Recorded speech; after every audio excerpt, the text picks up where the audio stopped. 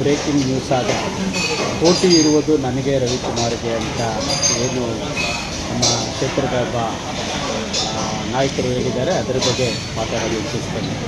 ಇವತ್ತು 224 ಕಾನ್ಸ್ಟಿಟ್ಯೂನ್ಸಿ ಇದೆ. ಚಿಕ್ಕಬಳ್ಳಾಪುರ ಜಿಲ್ಲೆ ಸೇರಿ 224 ಕಾನ್ಸ್ಟಿಟ್ಯೂನ್ಸಿಗಳಿದೆ, ವಿಧಾನಸಭಾ ಕ್ಷೇತ್ರಗಳು. ಆ ಕ್ಷೇತ್ರಗಳಲ್ಲಿ ಯಾವುದರಲ್ಲಾದರೂ ಫಸ್ಟು ಕ್ಯಾಂಡಿಡೇಟ್ ಡಿಕ್ಲೇರ್ ಆಗಿರೋದು ಅಂತಂದರೆ ಅದು ಶಿಡ್ಲಘಟ್ಟ ಅಂತ ಹೇಳ್ಬೋದು.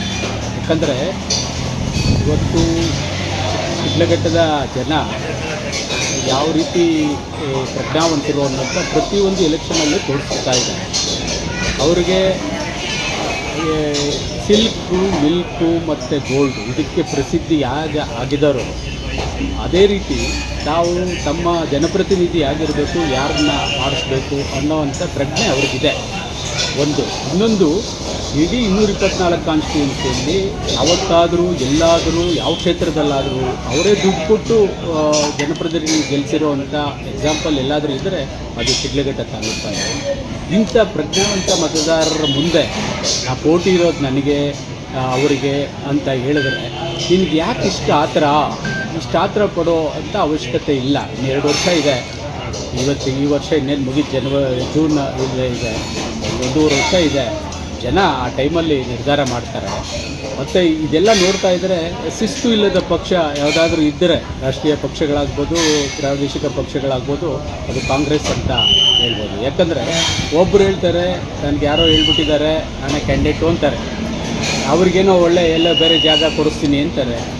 ಇನ್ನೊಬ್ರು ಹೇಳ್ತಾರೆ ನಾನು ಕ್ಯಾಂಡಿಡೇಟು, ಪೋಟಿ ಇರೋದು ನನಗೆ ಅವರಿಗೆ ಅಂತ. ಒಂದು ರಾಷ್ಟ್ರೀಯ ಪಕ್ಷದಲ್ಲಿ ಇಟ್ಕೊಂಡು ಇವ್ರು ಕ್ಯಾಂಡಿಡೇಟ್ ಡಿಕ್ಲೇರ್ ಮಾಡ್ಕೊಂಡು ಹಂತಕ್ಕೆ ಹೋದರೆ ಇವರು ಶಿಸ್ತು ಈ ಪಾರ್ಟಿಯಲ್ಲಿ ಹೇಗಿದೆ?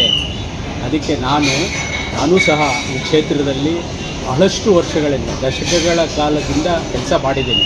ನಮಗೂ ಸರ್ಕಾರ ಇದ್ದಾಗ ನಾನು ಕ್ಯಾಂಡಿಡೇಟ್ ಆಗಿದ್ದೆ, ನನ್ನ ಶ್ರೀಮತಿಯವರು ಕ್ಯಾಂಡಿಡೇಟ್ ಆಗಿದ್ದರು.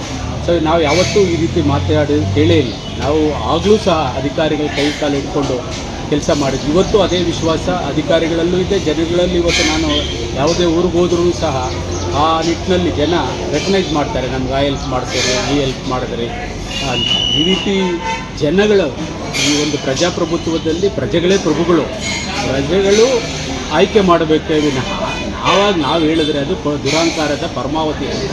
ಹಿಂದಿನ ದಿನಗಳಲ್ಲಿ ಕಡಿಮೆ ಮಾಡಿ ಸೇವೆ ಮಾಡಿ. ಸರ್ಕಾರ ಇದೆ, ಇಬ್ಬರು ಜಗಳ ಆಡ್ತಾ ಇದ್ದಾರೆ, ನಾನು ಹೆಚ್ಚು ನೀನು ಹೆಚ್ಚು, ನಾನು ಚೀಫ್ ಮಿನಿಸ್ಟರ್ ಹತ್ರ ಹೋಗ್ತೀನಿ, ನಾನು ರಾಜ್ಯಾಧ್ಯಕ್ಷ ಹತ್ರ ಹೋಗ್ತೀನಿ ಅಂತೇಳಿ ಇದು ಮಾಡ್ತಾ ಇದ್ದೀರಾ. ಇವತ್ತು ಸರ್ಕಾರ ಇದೆ, ಏನಾದ್ರು ಜನಕ್ಕೆ ಉಪಯೋಗ ಅಂತ ಕೆಲಸಗಳು ಮಾಡಿ ಅಂತ ನಾನು ಅವರಲ್ಲಿ ಮನವಿ ಮಾಡ್ತೀನಿ.